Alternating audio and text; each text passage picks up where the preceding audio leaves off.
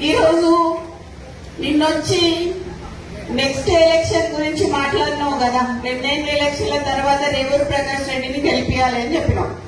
రేవూరు ప్రకాష్ రెడ్డి అంటే పర్కాలకి తెలియదు, పర్కాల్ అంటే రేవూరు ప్రకాష్ రెడ్డికి తెలియదు ఎలక్షన్ల ముందట. అవునా కాదా? ఎవరొచ్చిండ్రు? కొండ మురళి వచ్చి తిరిగితే రేవూరు ప్రకాష్ రెడ్డి గెలిచిండు.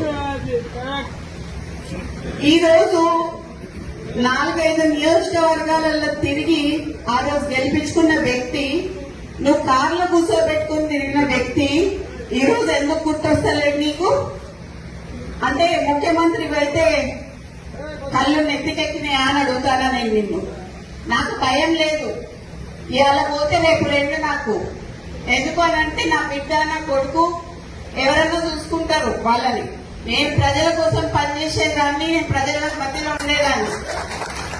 ఈ రోజు మా నాన్న నాకు అట్లే పెంచిండు, నన్ను భయం లేకుండా పెంచిండు.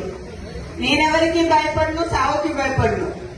కానీ ఈ రోజు చాలా ఈ 2 ఏళ్ల వరకు ఎందుకయ్యా ఇలా రాజీనామా చేయమని చెప్పు. ఇలా రాజీనామా చేసి ఎలక్షన్లకు రా. నా ఇల్లు ఇక్కడ మంచినీళ్ళు ఉన్నది, 3 అంతస్తుల బిల్డింగ్ నీకు ఇస్తా. వచ్చి అక్కడనే ఉండి రేవూరు ప్రకాష్ రెడ్డికి నువ్వు వచ్చి క్యాన్వసింగ్ చేయి. రేవూరు ప్రకాష్ రెడ్డి గెలుస్తారా, లేకపోతే కొన్న కుటుంబంలో ఎవరి నుంచి గెలుస్తారా? ఈ రోజు నేను